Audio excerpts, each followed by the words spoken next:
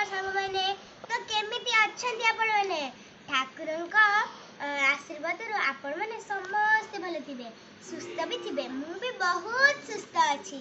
तो आज हम आसीछु हम गां को तो मु आपण केमिति पूर्व ब्लॉग रे कहिथिली कि मु जजमा को गोटे जगन्नाथ गिफ्ट करिथिली सेटा मु आज देखबा जाउछि आ जो मन मो वीडियो देखि नांती प्लीज मो आईडी को देख मो वीडियोटा देखि दियंतो डिस्क्रिप्शन बॉक्स भी दिया है जी सेठी भी जाई देखि परिए और जो माने मो ब्लॉग को सब्सक्राइब करि नांती प्लीज सब्सक्राइब कर दियंतो बेल आइकन को टिंग के दबे दियंतो शेयर और लाइक टिके कर देबे तो चलन तो देखिबा। तो सांग माने मु जेमिति आपन को कहिली कि मु आपन को जगन्नाथ देखेबी मु आसी कि पहुंच सारी छी जेजो को रूम में।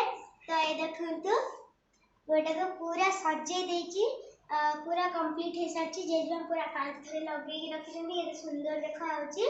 तो सांग माने वीडियो रे पूरा वीडियोटा देखिए तो चलंतु हम गाना किछि देखिबा।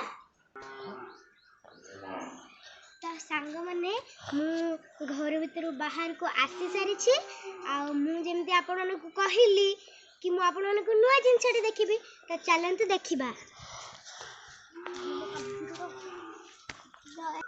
तो सांग माने देखंतु ये होची हम जेजे जे कि एबे हम दुनिया रे नाहंती तो तांको पई स्पेशल गुटे मूर्ति बना जाई छी पूरा रफ करी के पूरा करा जाई छी पूरा पत्थर रे पूरा हेई छी एटा जेते भी मु घरु आसे म जेजे कथा भारी मने पड़े तो मु प्रथमे मूर्ति को देखे हम मन पूरा खुशी हो जाए। तो देखि पाथे ए मूर्ति के किमिति केते सुंदर सब करा हेची तळु ऊपर पर्यंत देखंतु पूरा पछ पटु आग पटु पूरा सब आड़े जेमिति दूर रु आसिले लागे कि सत्र जेमिति जेजे अछंती इडी ठिया हेछंती सेमिति लागे। तो मु आपन को आज एक स्पेशल जिंस देखेबी वो कहिबी। तो सांगने मु आपन को जेमिति कहिली म आज एक यूनिक जिंस कहिबी आ देखेबे भी।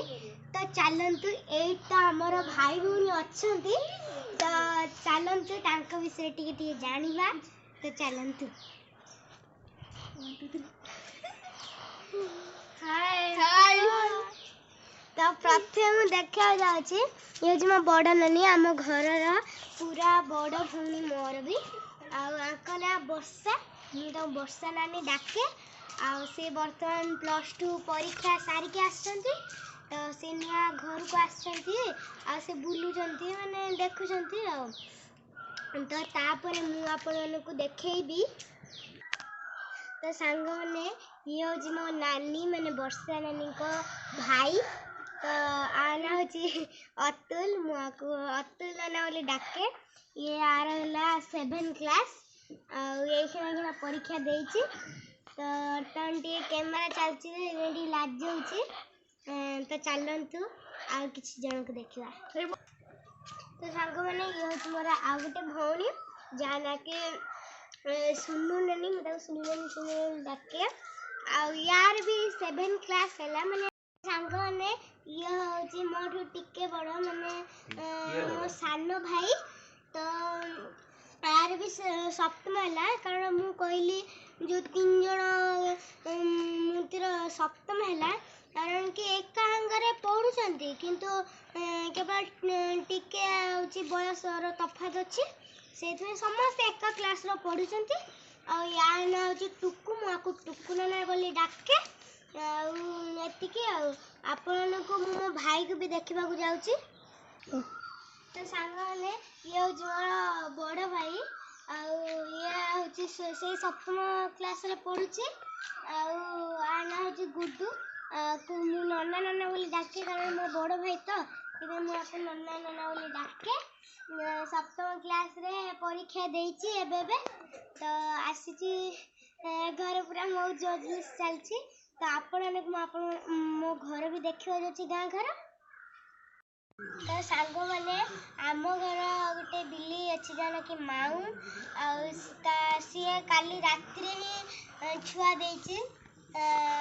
तो मु आपन गोटे कथा कह जाउची कि पशु माने आमे जेमते ମଣିଷ ଆମକୁ ଶୋଷ ଲାଗିଲେ ଆମେ ନିଜ ମୁହଁରେ କହିପାରୁଛନ୍ତି କି ହଁ ଆମକୁ ଶୋଷ ଲାଗୁଛି, କିନ୍ତୁ ପଶୁପକ୍ଷୀମାନେ ତ କହିପାରୁନାହାନ୍ତି, ସେମାନେ ତ ମୁକ ଜୀବ ନା।